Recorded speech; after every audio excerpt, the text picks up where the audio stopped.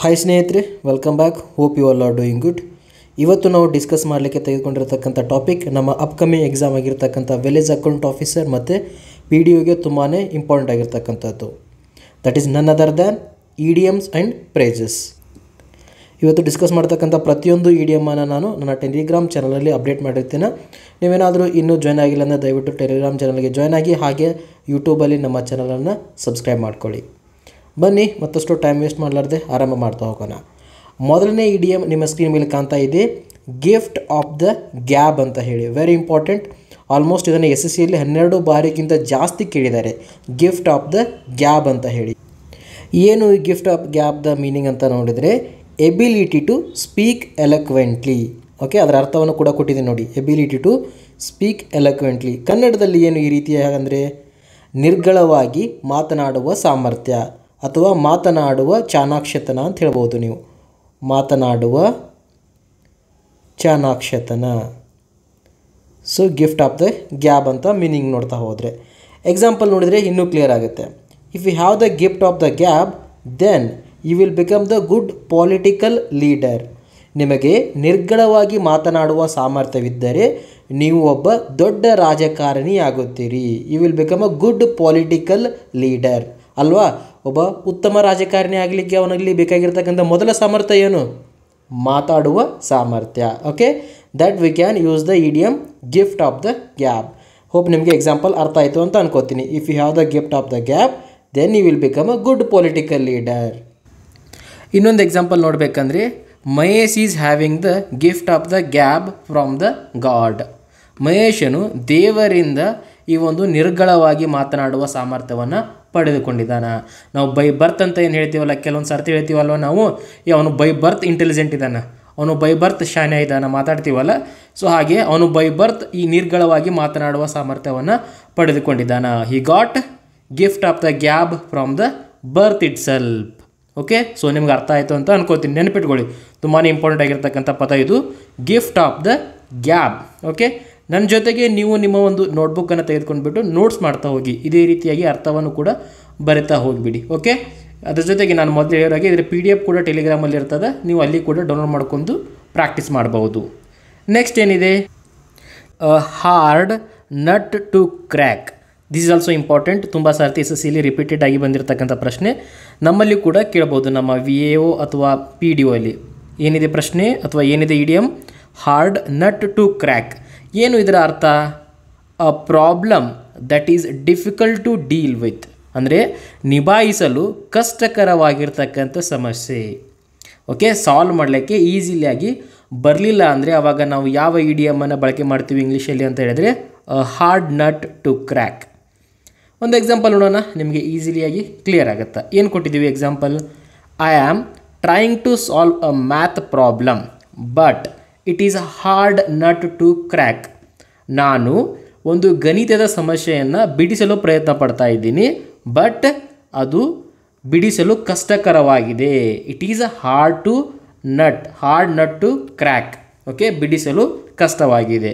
Right, ಅರ್ಥ ಆಯಿತು ಅಂತ ಅನ್ಕೊತೀನಿ. ಯಾವ ಸಮಸ್ಯೆ ಬಿಡಿಸಲು ಕಷ್ಟ ಆಗಿರ್ತದಲ್ಲ ಅಂಥ ಸಮಯದಲ್ಲಿ ಬಳಕೆ ಮಾಡ್ತಕ್ಕಂಥ ಒಂದು ಇಡಿಯಮ್ ಇದಾಗಿರ್ತದೆ. ಸಮಸ್ಯೆ ಅಂದರೆ ಕೇವಲ ಮ್ಯಾಥ್ ಸಮಸ್ಯೆ ಅಂತ ಹೇಳ್ತಾ ಇಲ್ಲ ನಾವು, ನಮ್ಮ ಜೀವನದಲ್ಲಿ ಬರ್ತಕ್ಕಂಥ ಸಮಸ್ಯೆಗಳು ಆಗಿರಬಹುದು. ಯಾವುದೇ ಒಂದು ಸಮಸ್ಯೆ ನಿಭಾಯಿಸಲು ಕಷ್ಟಕರವಾದಂಥ ಸಮಯದಲ್ಲಿ ಇದನ್ನು ಬಳಕೆ ಮಾಡ್ಕೋತೀವಿ. A hard nut to crack.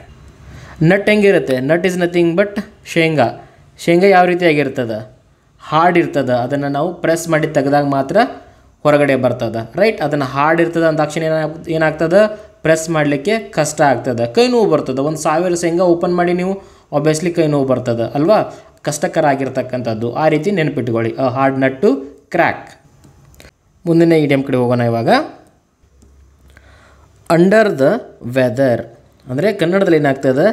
Weather ಕೆಳಗಡೆ, ವಾತಾವರಣದ ಕೆಳಗಡೆ ಅಂತ ಆಗ್ತದೆ. ಸೊ ಅದರ ಮೀನಿಂಗ್ ಆದಂತಲ್ಲ, ಅದರ ಎಕ್ಸಾಕ್ಟ್ ಮೀನಿಂಗ್ ಏನಪ್ಪ ಅಂದರೆ to feel unwell or sick. ಕನ್ನಡದಲ್ಲಿ ಅನಾರೋಗ್ಯ. ಓಕೆ, ವಾತಾವರಣ ಸರಿಯಾಗಿಲ್ಲದಿದ್ದ ಸಮಯದಲ್ಲಿ ಏನಾಗ್ತದೆ? We feel like sick. Right, ನಾವು ಅಂತಿರ್ತಾ ಇರ್ತೀವಿ, ಯಾಕೋ ಕ್ಲೈಮೇಟ್ ಸರಿ ಇಲ್ಲ ಮಾರಾಯ, ಒಂದು ರೀತಿ ಆರಾಮ್ ತಪ್ಪಿದಂಗೆ ಅನ್ನಿಸ್ತಾ ಇದೆ. ಕ್ಲೌಡಿ ಆಗಿದ್ದಾಗ ಆ ಥರದ ಫೀಲ್ ಬರುತ್ತಲ್ಲ, ಸೊ ಅದನ್ನು ಎಕ್ಸಾಂಪಲ್ ನೀವು ಮೈಂಡಲ್ಲಿ ಇಟ್ಕೋಬೇಕು ಈ ಪ್ರಶ್ನೆ ಏನಾದರೂ ಬಂದಾಗ. ಅಂಡರ್ ದ ವೆದರ್ ಅಂದರೆ to feel unwell or sick, ಕನ್ನಡದಲ್ಲಿ ಅನಾರೋಗ್ಯ. ಒಂದು ಉದಾಹರಣೆ ನೋಡೋಣ, ನಮಗೆ ಕ್ಲಿಯರ್ ಆಗ್ತದೆ. ಏನು ಕೊಟ್ಟಿದ್ದೀವಿ? I am feeling under the weather, so I will not go to school today. ಏನಿದ್ರ ಅರ್ಥ? ಸೊ ನನಗಿವತ್ತು ಸ್ವಲ್ಪ ಅನಾರೋಗ್ಯದ ಥರ ಅನ್ನಿಸ್ತಾ ಇದೆ, ನಾನಿವತ್ತು ಶಾಲೆಗೆ ಹೋಗೋದಿಲ್ಲ. ರೈಟ್? ಅರ್ಥ ಆಯಿತು ಅನ್ಕೊತೀನಿ ನಿಮಗೆ. ಫೀಲಿಂಗ್ ಅಂಡರ್ ದ ವೆದರ್ ಅಂತ ಹೇಳಿದರೆ. ರೈಟ್? ನೆನಪಿಟ್ಕೊಳ್ಳಿ, ತುಂಬ ಇಂಪಾರ್ಟೆಂಟ್. ಇದನ್ನು ಕೂಡ ರಿಪೀಟೆಡ್ ಆಗಿ ಕೇಳಿದ್ದಾರೆ ಎಕ್ಸಾಮಲ್ಲಿ, ಸೊ ನೆನಪಿಟ್ಕೊಳ್ಳಿ. ಅನಾರೋಗ್ಯ. Next slide. ಫೋರ್ತ್ ಒನ್ ಏನಿದೆ? Once in a blue Moon. Once in a blue moon ಅಂದರೆ ಏನು? ಸೊ ಯಾವುದಾದ್ರೂ ಒಂದು ಘಟನೆ ಅತ್ಯಂತ ವಿರಳವಾಗಿ, ಅಂದರೆ ಬಹಳ ಅಪರೂಪವಾಗಿ ಯಾವಾಗಾದರೂ ಒಮ್ಮೆ ಆಗ್ತಾ ಇತ್ತಂದರೆ ಅಂಥ ಸಮಯದಲ್ಲಿ ನಾವು once in a blue Moon ಅಂತ ಬಳಸ್ತೀವಿ. ಇಂಗ್ಲೀಷಲ್ಲಿ ಅದನ್ನೇ ಕೊಟ್ಟಿದ್ದೀವಿ, ವೆರಿ ರೇರ್, ಅಂದರೆ ಅತ್ಯಂತ ಕಡಿಮೆ ಪ್ರಮಾಣದಲ್ಲಿ ಆಗ್ತಕ್ಕಂಥದ್ದು, ಅಥವಾ ಆಲ್ಮೋಸ್ಟ್ ನೆವರ್ ಅಂತ ಕೂಡ ನೀವು ಹೇಳಬಹುದು. ಅರ್ಥ ಆಲ್ರೆಡಿ ಗೊತ್ತಾಯಿತು, ಬಹಳ ಅಪರೂಪ. ಓಕೆ, ರೇರ್ ಅಂತ ನೀವು ನೆನಪಿಟ್ಕೋಬೇಕು. ಎಕ್ಸಾಂಪಲ್ ನೋಡಿದಾಗ ಇನ್ನೂ ಜಾಸ್ತಿ ನಿಮಗೆ ನೆನಪುಳಿತದೆ. ಏನು ಕೊಟ್ಟಿದ್ದೀವಿ example? Once in a blue moon I go to school, ಅಂದರೆ ಯಾವಾಗಾದರೂ ಒಮ್ಮೆ ನಾನು ಶಾಲೆಗೆ ಹೋಗುತ್ತೇನೆ. ಟೀಚರ್ಸ್ ಅಂತಿರ್ತಾರಲ್ಲ, ಏನಪ್ಪ ವರ್ಷಕ್ಕೊಮ್ಮೆ ಶಾಲೆಗೆ ಬರ್ತಿದೆಯಾ? Once in a blue moon you are coming to school. Okay, ಯಾವಾಗಾದರೂ ಒಮ್ಮೆ ಸ್ಕೂಲಿಗೆ ಬರ್ತಾ ಇದೆಯಲ್ಲ ಅಂತ ಅರ್ಥ. ಅಥವಾ ಸಿನಿಮಾನಾದರೂ ತೆಗೆದುಕೊಳ್ಳಿ, ಏನಂತ ಹೇಳ್ಬೋದು? Once in a blue moon I go to cinema. Okay, once in a blue moon I go to cinema. It means what? ನಾನು ಯಾವಾಗಾದರೂ ಒಮ್ಮೆ ಚಲನಚಿತ್ರ ನೋಡಲು ಹೋಗುತ್ತೇನೆ. Right? So once in a blue moon ಅಂದರೆ ಕ್ಲಿಯರ್ ಆಗಿರಬೇಕು, ರೇರ್, ಬಹಳ ಅಪರೂಪವಾಗ್ತಕ್ಕಂಥ ಘಟನೆಗಳಿಗೆ ಈ ಪದವನ್ನು ಅಥವಾ ಈ ಇಡಿಯಮನ್ನು ನಾವು ಬಳಕೆ ಮಾಡ್ತೀವಿ. Hope it is clear for every one. ಮುಂದಿನ ಒಂದು ಇಡಿಯಮ್ ಹೋಗೋಣ, 5ನೇ ಇಡಿಯಮ್. ಸೊ ಇದ್ರ ಜೊತೆಗೆ ಸ್ನೇಹಿತರೆ ಕಂಪ್ಯೂಟರ್ ರಿಲೇಟೆಡ್ ಒಂದು ಮ್ಯಾರಥಾನ್ ವಿಡಿಯೋ ಮಾಡಿದ್ದೀನಿ. If you are not yet seen, ದಯವಿಟ್ಟು ಅದನ್ನು ಕೂಡ ನೋಡಿ, ತುಂಬ ಯೂಸ್ಫುಲ್ ಆಗಿರ್ತಕ್ಕಂಥದ್ದು, ತುಂಬ ಜನಕ್ಕೆ ಇಷ್ಟ ಕೂಡ ಆಗಿದೆ. ನೀವೇನಾದರೂ ನೋಡಿಲ್ಲ ಅಂದರೆ ದಯವಿಟ್ಟು ಅದನ್ನು ಕೂಡ ನೋಡಿ. ಜೊತೆಗೆ ಇಂಗ್ಲೀಷ್ ಗ್ರಾಮರ್ ಅಂತ ಒಂದು ಪ್ಲೇ ಲಿಸ್ಟ್ ರೆಡಿಯಾಗಿದೆ. ಅದರಲ್ಲಿ ಇಂಗ್ಲೀಷ್ಗೆ ಸಂಬಂಧಪಟ್ಟಿರ್ತಕ್ಕಂಥ, ಅಂದರೆ ನಾನು ಯಾವೆಲ್ಲ ವಿಡಿಯೋಗಳನ್ನು ಮಾಡಿದ್ದೀನಿ ಎಕ್ಸಾಮ್ ದೃಷ್ಟಿಯಿಂದ ಇಂಪಾರ್ಟೆಂಟ್ ಆಗಿರ್ತಕ್ಕಂಥವನ್ನೆಲ್ಲವನ್ನು ಆ ಒಂದೇ ಪ್ಲೇ ಲಿಸ್ಟಲ್ಲಿ ಹಾಕಲಾಗಿದೆ. If you are not seen, ಅದನ್ನು ಕೂಡ ಹೋಗಿ ಅದರ ಬೆನಿಫಿಟನ್ನು ಕೂಡ ಪಡೆದುಕೊಳ್ಬೇಕು. Okay, coming back to here, 5ನೇ ಇಡಿಯಮ್ ಏನು ಕೊಟ್ಟಿದ್ದೀವಿ? Red letter day. Okay, red letter day ಏನು ಇದರ ಅರ್ಥ? Important, okay, or a memorable day. ಅತ್ಯಂತ ಪ್ರಮುಖವಾಗಿರ್ತಕ್ಕಂಥ ದಿನವನ್ನು ನಾವು ರೆಡ್ ಲೆಟರ್ ಡೇ ಅಂತ ಹೇಳ್ತೀವಿ. ಸೊ ನೀವೇನಾದರೂ ನಿಮ್ಮ ಮಾಸಪತ್ರಿಕೆ ಅಂದರೆ ಕ್ಯಾಲೆಂಡರನ್ನು ತೆಗೆದುಕೊಂಡಾಗ ಎಲ್ಲ ದಿನಗಳನ್ನು ಯಾವ ಒಂದು ಕಲರಲ್ಲಿ ಮಾರ್ಕ್ ಮಾಡಿರ್ತಾರೆ ಅಂದರೆ ಬ್ಲ್ಯಾಕ್ ಕಲರಲ್ಲಿ ಇರ್ತದೆ, dates 1 2 3 4 and all. But important ದಿನವನ್ನು ಯಾವ ಕಲರಲ್ಲಿ ಮಾರ್ಕ್ ಮಾಡಿರ್ತಾರೆ? ರೆಡ್ ಕಲರಿಂದ ಮಾರ್ಕ್ ಮಾಡಿರ್ತಾರೆ. ಯಾಕೆ? ಬಿಕಾಸ್ ದಟ್ ಈಸ್ ಇಂಪಾರ್ಟೆಂಟ್, ಅದು ಪ್ರಮುಖವಾಗಿರ್ತಕ್ಕಂಥದ್ದು, ಹೈಲೈಟ್ ಆಗಬೇಕಾಗಿರ್ತಕ್ಕಂಥದ್ದು. ಉಳಿದಿರೋ ದಿನಗಳಿಗೆ ಕಂಪೇರ್ ಮಾಡಿದರೆ ಅದು ಎದ್ದು ಕಾಣಬೇಕು, ಅದಕ್ಕೋಸ್ಕರ ಅದನ್ನು ರೆಡ್ ಕಲರಿಂದ ಮಾಡಿರ್ತಾರೆ. ಸೊ ಅದಕ್ಕೋಸ್ಕರ ರೆಡ್ ಲೆಟರ್ ಡೇ ಅಂದರೆ important day. For example August 15th, so ನಮ್ಮ ಭಾರತೀಯರಿಗೆ ಅತ್ಯಂತ ಇಂಪಾರ್ಟೆಂಟ್ ಡೇ, ಅದು ಯಾರೋ ಮರಿಲಿಕ್ಕೆ ಸಾಧ್ಯವಾಗದೇ ದಿನ, ನಮಗೆ ಸ್ವತಂತ್ರ ದೊರೆತಿರ್ತಕ್ಕಂಥದ್ದು. ರೈಟ್? ಸೊ ಅದೇ ರೀತಿಯಾಗಿ ಇಲ್ಲೊಂದು ಎಕ್ಸಾಂಪಲ್ ಕೊಟ್ಟಿದ್ದೀನಿ ನಾನು, ಜನವರಿ 26th ತೆಗೆದುಕೊಂಡಿದ್ದೀನಿ. ಜನವರಿ 26th ಏನಾಗಿದೆ? ನಮಗೆ ಗಣರಾಜ್ಯೋತ್ಸವ ದೊರೆತಿರ್ತಕ್ಕಂಥದ್ದು. So 26th Jan is a red letter day in Indian history. 26 ಜನವರಿ ಭಾರತದ ಇತಿಹಾಸದಲ್ಲಿ ಒಂದು ಪ್ರಮುಖವಾಗಿರ್ತಕ್ಕಂಥ ದಿನ ಅಂತ. Okay, 26 Jan is a red letter day in the Indian history. So likewise ಯಾವುದೆಲ್ಲ ಇಂಪಾರ್ಟೆಂಟ್ ದಿನಗಳನ್ನು ಬಳಸ್ತಾ ಇರ್ತೀವಲ್ಲ ನಮ್ಮ ದೈನಂದಿನ ದಿನಗಳಲ್ಲಿ, ಅಂಥ ಸಮಯದಲ್ಲಿ ಇಂಪಾರ್ಟೆನ್ಸ್ ಕೊಡಬೇಕಂತ ಸಮಯದಲ್ಲಿ ರೆಡ್ ಲೆಟರ್ ಡೇ ಅಂತಕ್ಕಂಥ ಸಿನಾನಿಮನ್ನು, ರೆಡ್ ಲೆಟರ್ ಡೇ ಅಂತಕ್ಕಂಥ ಇಡಿಯಮನ್ನು ನಾವು ಬಳಕೆ ಮಾಡ್ಕೋಬೇಕು. ಪ್ರಮುಖ ದಿನ, ಇಂಪಾರ್ಟೆಂಟ್. ಓಕೆ, ರೆಡ್ ಅಂದರೆ ಏನು? ಕಲರ್. ರೆಡ್ ಕಲರ್ ಅದಕ್ಕೆ ಯೂಸ್ ಮಾಡ್ತಾರೆ? ಡೇಂಜರ್ ಯೂಸ್ ಮಾಡ್ತಾರೆ. ಡೇಂಜರ್ ಅಂದರೆ ಏನು? ಇಂಪಾರ್ಟೆಂಟ್. ಓಕೆ, ಸ್ವಲ್ಪ ಕಾನ್ಸಂಟ್ರೇಟ್ ಮಾಡಬೇಕಾಗಿರ್ತಕ್ಕಂಥದ್ದು. ಆ ರೀತಿ ನೀವು ಅದನ್ನು ನೆನ್ಪಿಟ್ಕೊಳ್ಳೋಕ್ಕೆ ಟ್ರೈ ಮಾಡಿ. ಓಕೆನಾ? ನೆಕ್ಸ್ಟ್ ಇಡಿಯಮ್ ಹೋಗೋಣ. 6ನೇ ಇಡಿಯಮ್ ಏನು ಕೊಟ್ಟಿದ್ದೀವಿ? To smell a rat. ಏನು ಹೇಳ್ತಾ ಇದ್ದೀವಿ? To smell a rat. ಇದೇನಿದು ಸ್ಮೆಲ್ ಅ ರ್ಯಾಟ್? ಇಲಿಯ ವಾಸನೆ ನೋಡೋದು ಅಂತ ಅರ್ಥ ಬರ್ತಾ ಇದೆಯಾ? No. To smell a rat ಅಂದರೆ ಅದಲ್ಲ. ಅದರ ಅರ್ಥ ಅವಮಾನಿಸು, or to suspect that something is wrong. ಅಂದರೆ ಯಾವುದಾದ್ರೂ ಒಂದು ಘಟನೆ ಮುಂದೆ ತಪ್ಪಾಗಿ ನಡಿಬಹುದು. Okay, some suspicious things going to happen. Okay, ಏನೋ ಒಂದು ಆಗಬಹುದು ಅನ್ನೋದನ್ನು ನಾವು ಮುಂಚೆನೇ ಪ್ರಿಡಿಕ್ಟ್ ಮಾಡೋದಕ್ಕೆ ಸ್ಮೆಲ್ ಅ ರ್ಯಾಟ್ ಅಂತ ಹೇಳ್ತಾರೆ. ಓಕೆ, ಎಕ್ಸಾಂಪಲ್ ನೋಡೋಣ.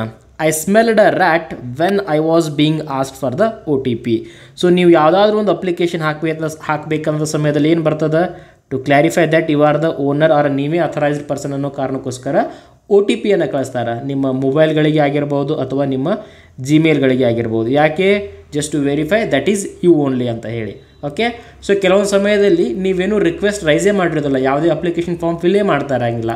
ಅಂಥ ಸಮಯದಲ್ಲಿ ಕೂಡ ಸಮ್ಟೈಮ್ಸ್ ನಿಮ್ಗೊಂದು ಮೆಸೇಜ್ ಬರುತ್ತೆ, ಪ್ಲೀಸ್ ಸೇ ದಿಸ್ OTP, ಅಥವಾ ನಿಮ್ಗೊಂದು ಕಾಲ್ ಬರುತ್ತೆ, ಈ OTPಯನ್ನು ನಿಮಗೆ ಕರೆ ಮಾಡಿದವರಿಗೆ ಹೇಳಿ ಅಂತ ಹೇಳಿದಾಗ. ಸೊ ಅವಾಗ ಏನು ಅನಿಸುತ್ತೆ ನಿಮಗೆ ಮೈಂಡಲ್ಲಿ, ನಾನು ಎಲ್ಲೂ ರಿಕ್ವೆಸ್ಟೇ ಮಾಡಿಲ್ಲ, ಏನು ಫಾರ್ಮ್ ಸಬ್ಮಿಟ್ ಮಾಡ್ತಾ ಇಲ್ಲ, ಈ OTP ಯಾಕೆ ಬರ್ತಾ ಇದೆ, some suspicious things going to be happen, ಏನೋ ಒಂದು ಬ್ಯಾಕೆಂಡಲ್ಲಿ ಮೋಸ ನಡೀತಾ ಇದೆ, ನನಗೆ ಇದರಿಂದ ಲಾಸ್ ಆಗೋ ಚಾನ್ಸಸ್ ಇದೆ. ಸೊ ಈ ರೀತಿಯಾಗಿ ಪ್ರಿಡಿಕ್ಟ್ ಮಾಡಬೇಕಂತ ಸಮಯದಲ್ಲಿ ಟು ಸ್ಮೆಲ್ ಅ ರ್ಯಾಟ್ ಅಂತಕ್ಕಂಥ ಇಡಿಯಮನ್ನು ನಾವು ಬಳಕೆ ಮಾಡಬೇಕು. ಹೋಪ್ ನಿಮಗೆ ಎಕ್ಸಾಂಪಲ್ ತುಂಬಾ ಕ್ಲಿಯರ್ ಕಟ್ ಐಡಿಯಾ ಕೊಡ್ತಾ ಇದೆ ಅಂತ ಅನ್ಕೋತೀನಿ. I smelled a rat when I was being as for the OTP. ಯಾವಾಗ ನನಗೆ OTPಯನ್ನು ಕೇಳಿದರು ಆವಾಗ ನನಗೆ ಸಂಶಯ ಬಂತು. Okay, to smell a rat ಅಂದರೆ ಸಂಶಯ ಅಂತ ಕೂಡ ನೀವು ನೆನಪಿಟ್ಕೋಬಹುದು. Right, hope it is clear. Next 7th idiom, beat around the bush. Right, ಏನು ಹೇಳ್ತಾ ಇದೆ, ಬೀಟ್ ಅರೌಂಡ್ ದ ಬುಷ್. ಈ ಪದದ ಅರ್ಥ ಏನು, to avoid getting into the main point. ಏನು ಹಿಂಗಂದರೆ to avoid getting into the main point, ಕನ್ನಡದಲ್ಲಿ ಹೇಳ್ತೀನಿ ನೋಡಿ. ಸೊ ನಿಮ್ಮ ಹತ್ರ ಯಾರೋ ಒಬ್ಬರು ಬಂದು ಏನೋ ಒಂದು ಪ್ರಶ್ನೆ ಕೇಳಿದಾಗ ನೀವು ನೇರವಾಗಿ, ಫಾರ್ ಎಕ್ಸಾಂಪಲ್ ನಿಮ್ಮ ಹೆಸರು ಏನು ಅಂತ ಕೇಳಿದಾಗ ನನ್ನ ಹೆಸರು ಮಹೇಶ್ ಅಂತ ಹೇಳಿದರೆ that is straight to the point.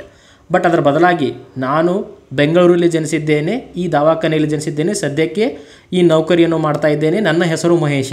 So ಹೀಗೆ ಕೇಳಿರುವ ಒಂದು ಮೇನ್ ಪಾಯಿಂಟನ್ನು ಬಿಟ್ಟು ಸುತ್ತಾಕಿಕೊಂಡು ಬಂದು ಆ ಕೊನೆಗೆ ಆ ಪಾಯಿಂಟನ್ನು ರೀಚ್ ಮಾಡ್ಬೋದು ಅಥವಾ ಮಾಡದೇ ಇರ್ಬೋದು, ಆ ರೀತಿ ಇರ್ತಕ್ಕಂಥ ಸನ್ನಿವೇಶ ಇರ್ತದಲ್ಲ, ಅದಕ್ಕೆ ನಾವು beat around the bush. Okay, so ಕೇಳಿರ್ತಕ್ಕಂಥದ್ದನ್ನು ಬಿಟ್ಟು ಸುತ್ತಾಕೊಂಡು ಬರೋದು, to avoid getting into the main point. Main point ಏನು ಕೇಳ್ತಾರಲ್ಲ ಅದನ್ನು ಬಿಟ್ಟು ಅಥವಾ ಅದನ್ನು ಅವಾಯ್ಡ್ ಮಾಡಿಬಿಟ್ಟು ಸುಮ್ಮನೆ ಸುತ್ತಾಕೋದು ಬೇರೆ ಕಡೆಗೆ. ಅಂಥ ಸಮಯದಲ್ಲಿ ಬೀಟ್ ಅರೌಂಡ್ ದ ಬುಷ್ ಅಂತಕ್ಕಂಥ ಇಡಿಯಮನ್ನು ಬಳಸ್ತಾರೆ. ಎಕ್ಸಾಂಪಲ್ ನೋಡೋಣ, ಕ್ಲಿಯರ್ ಆಗುತ್ತೆ. ಏನಿದೆ, don't beat around the bush, come to the main point. ಸುಮ್ಮನೆ ಸುತ್ತಾಕಕ್ಕೆ ಹೋಗಬೇಡ, ಏನು ಕೇಳಿದೆ ನೇರವಾಗಿ ನನ್ನ ಪ್ರಶ್ನೆಗೆ ಉತ್ತರ ಕೊಡು. Don't beat around the bush, come to the main point. Main ಪಾಯಿಂಟ್ಗೆ ಬಂದು ಬಿಡು ಅಂತ. ಹೋಪ್ ನಿಮಗೆ ಎಕ್ಸಾಂಪಲ್ ಕ್ಲಿಯರ್ ಕಟ್ ಐಡಿಯಾ ಕೊಟ್ಟಿತ್ತು ಅಂತ ಅನ್ಕೊತೀನಿ. Beat around the bush.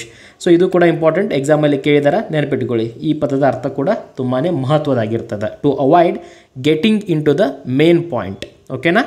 Next one ಏನಿದೆ, 8ನೇದು, by leaves and bounds.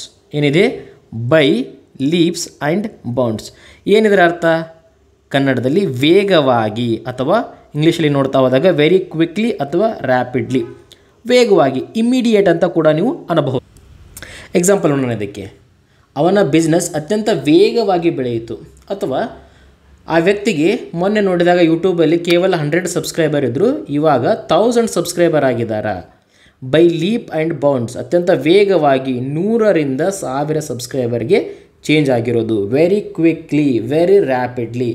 Example ಏನಿದೆ ಇಲ್ಲಿ, Infosys shares are growing by leap and bounds.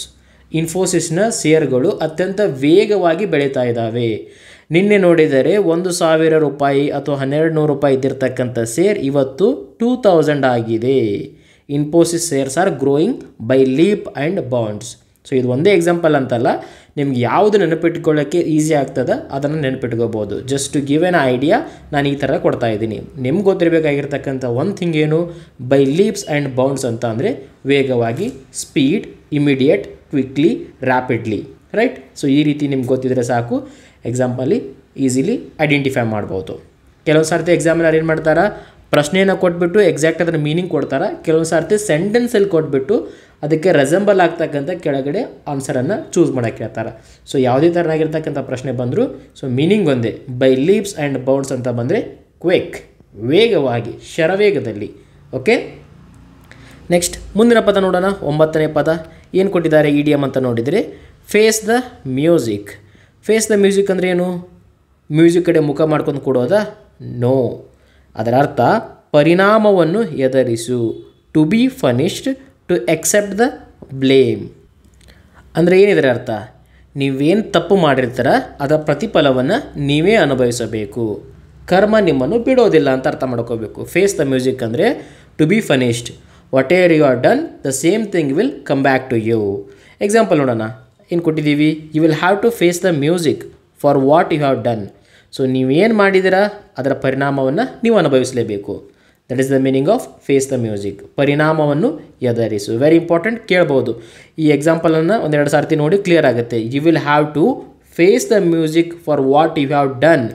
ನೀವು ಏನನ್ನು ಮಾಡಿದ್ದೀರಾ ಅದರ ಪರಿಣಾಮವನ್ನು ಅನುಭವಿಸಬೇಕು. ನಿಮ್ಮ ಜೀವನದಲ್ಲಿ ಕೆಟ್ಟದ್ದು ಮಾಡಿದ್ದೀರಾ, ನಿಮಗೆ ಕೆಟ್ಟದ್ದೇ ಆಗುತ್ತೆ.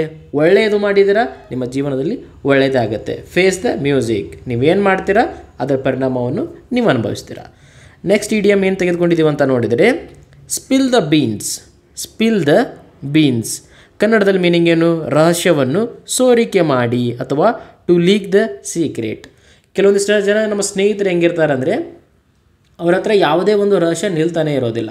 ಏನೋ ಒಂದು ಹೇಳಿದರು, ವಿತಿನ್ ಅ ಡೇ ನಾವು ಫ್ರೆಂಡ್ ಸರ್ಕಲಲ್ಲಿ ಎಲ್ಲರಿಗೂ ಹೋಗಿಬಿಟ್ಟಿರುತ್ತೆ ಅದು. They leak the secret. ಅಂಥವರಿಗೆ ನಾವು ಸ್ಪಿಲ್ ದ ಬೀನ್ಸ್ ಅಂತಕ್ಕಂಥ ಇಡಿಯಮನ್ನು ಬಳಕೆ ಮಾಡ್ತೀವಿ. ಎಕ್ಸಾಂಪಲ್ ನೋಡಿ, he spilled the beans about his uncle murder. ಆತನ ಅಂಕಲ್ನ ಮರ್ಡರ್ ಮಾಹಿತಿಯನ್ನು ಅವನು ಎಲ್ಲ ಕಡೆ ಸೋರಿಕೆ ಮಾಡಿದ್ದಾನೆ. Okay, just an example. So ಯಾರು ರಹಸ್ಯವನ್ನು ಸೋರಿಕೆ ಮಾಡ್ತಾರೋ ಅಥವಾ ಅಂಥ ಸಮಯದಲ್ಲಿ ಯಾವ ಒಂದು ಇಡಿಯಮನ್ನು ಬಳಕೆ ಮಾಡ್ಕೋತೀವಿ ಅಂದರೆ ನಾವು ಸ್ಪಿಲ್ ದ ಬೀನ್ಸ್ ಅಂತ ಇಡಿಯಮನ್ನು ಬಳಕೆ ಮಾಡ್ಕೋತೀವಿ. ಓಕೆ, ಇನ್ನೊಂದು ಎಕ್ಸಾಂಪಲ್ ಏನು ಹೇಳ್ಬೋದು, he spilled the beans about the surprise party. Okay, he spilled the beans about the surprise party. Okay, so ಅವ್ನ ಫ್ರೆಂಡನು ಸರ್ಪ್ರೈಸ್ ಪಾರ್ಟಿ ಕೊಡಬೇಕಂತ ಇರ್ತಾನೆ ಎಲ್ಲ ಫ್ರೆಂಡ್ಸಿಗೂ. ಅದರೊಳಗೆ ಒಬ್ಬ ಏನು ಮಾಡಿಬಿಡ್ತಾನೆ, ಈ ಸ್ಪಿಲ್ಡ್ ದ ಬೀನ್ಸ್ ರಹಸ್ಯವನ್ನು ಹೇಳ್ತಾನೆ. ದಟ್ ಇಸ್ ನಥಿಂಗ್ ಬಟ್ ಈ ಥರ ಇವನು ಪಾರ್ಟಿ ಮಾಡ್ತಾ ಇದ್ದಾನೆ ಅಂತ ಮೊದಲೇ ಹೇಳಿಬಿಡೋದು, ರಹಸ್ಯವನ್ನು ಹೊರಗೆ ಹಾಕಿಬಿಡೋದು. ರೈಟ್, ಅಂಥ ಸಮಯದಲ್ಲಿ ಸ್ಪಿಲ್ ದ ಬೀನ್ಸ್ ಅಂತಕ್ಕಂಥ ಇಡಿಯಮನ್ನು ನಾವು ಬಳಕೆ ಮಾಡ್ಕೋತೀವಿ. To leak the secret, to reveal the secret, to give away a secret. So ಈ ಎಲ್ಲ ಪದಗಳಿಗೆ ಒಂದೇ ಅರ್ಥ. That is nothing but spill the means. So ಸ್ನೇಹಿತರೆ, ಇದಾಗಿತ್ತು ಪ್ರಮುಖ ಟಾಪ್ 10 ಇಂಪಾರ್ಟೆಂಟ್ ಇಡಿಯಮ್ಸ್. ಮುಂದಿನ ವಿಡಿಯೋದಲ್ಲಿ ಮತ್ತೆ 10 ಇಡಿಯಮ್ಗಳೊಂದಿಗೆ ಬರ್ತೀನಿ. ಅಲ್ಲಿ ತನಕ ನಮ್ಮ ಚಾನಲನ್ನು ಸಬ್ಸ್ಕ್ರೈಬ್ ಮಾಡಿ, ಸಪೋರ್ಟ್ ಮಾಡಿ, ಶೇರ್ ಮಾಡಿ. Thank you so much.